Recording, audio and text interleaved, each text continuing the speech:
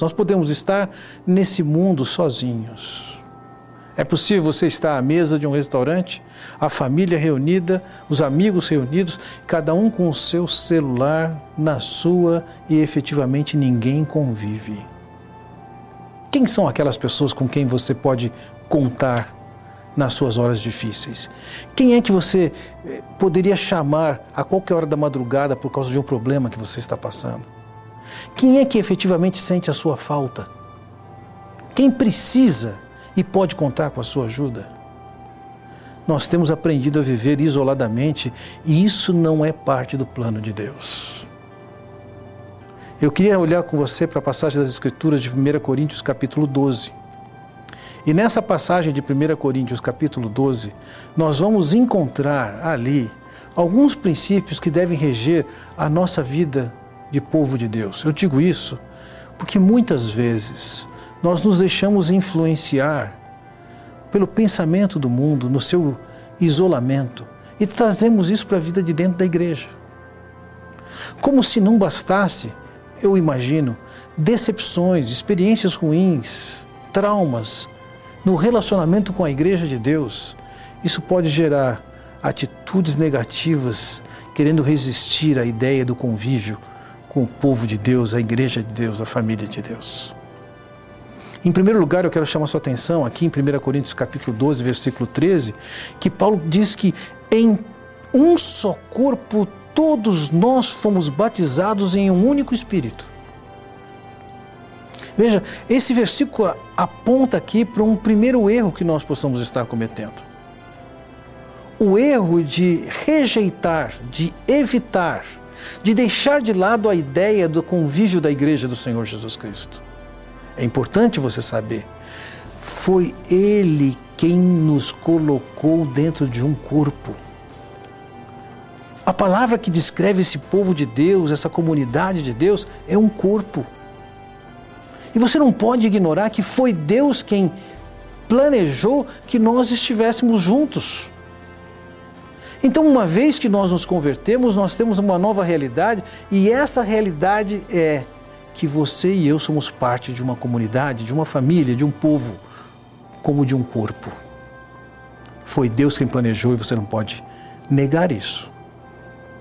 Em segundo lugar, é possível que você tenha uma visão de você mesmo, contaminada, eu digo isso em termos de autoestima, pensando que você não tem nenhum valor que justifique estar nesse corpo de Cristo.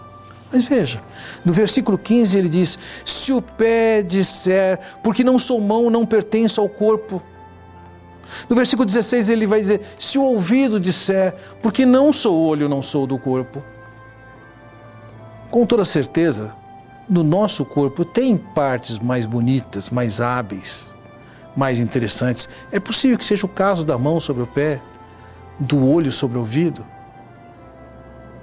Pode ser que algumas dessas funções sejam mais estratégicas, mais habilidosas, mais bonitas. E talvez por você não se ver como essa parte tão bonita, importante e estratégica, você acha que você não tem valor nenhum. Nós não excluímos do nosso corpo as partes que nós consideramos menos hábeis. Meu ouvido traz menos informação para o meu corpo do que o meu olho. Dispensa, cancela. Não, nós não fazemos isso. Você tem valor no corpo de Cristo do jeito que você é. Você não pode ter essa postura de autodesprezo e, consequentemente, se auto-excluir do corpo de Cristo. A sua presença é importante. Foi Deus quem o fez e o colocou ali. Em terceiro lugar, o terceiro erro que nós podemos cometer é o erro de achar que nós somos autossuficientes, somos bons demais, mesmo que sozinhos. Veja o que ele diz no versículo 21.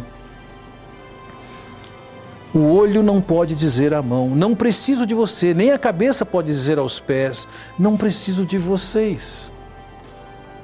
O olho não pode dizer à mão. O olho precisa da mão. O olho pode perceber uma série de coisas, mas ele depende da ação da mão, coordenada pelo cérebro. O cérebro precisa do pé, é quem vai deslocá-lo.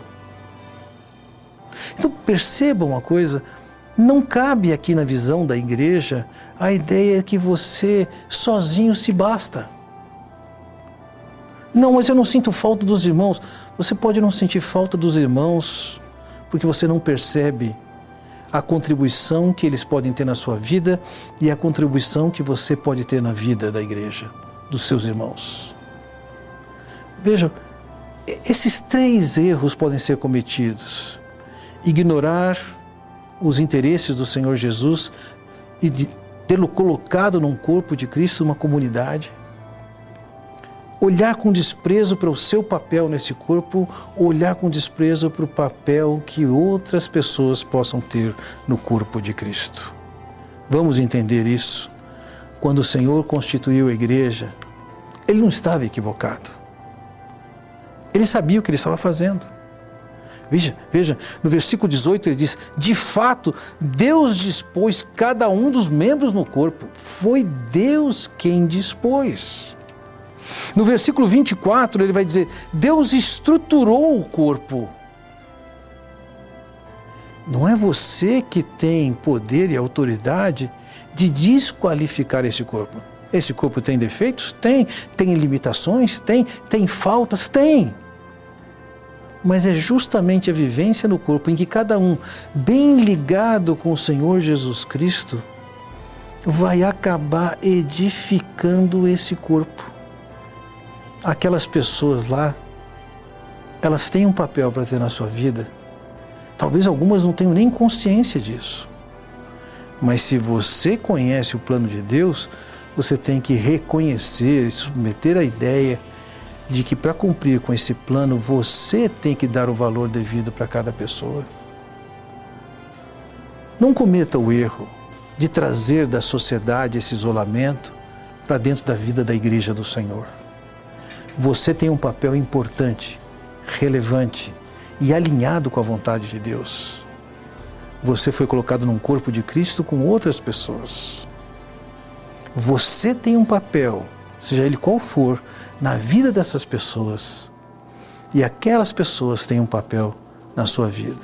Não deixe de se congregar com seus irmãos em Cristo. Que Deus o abençoe.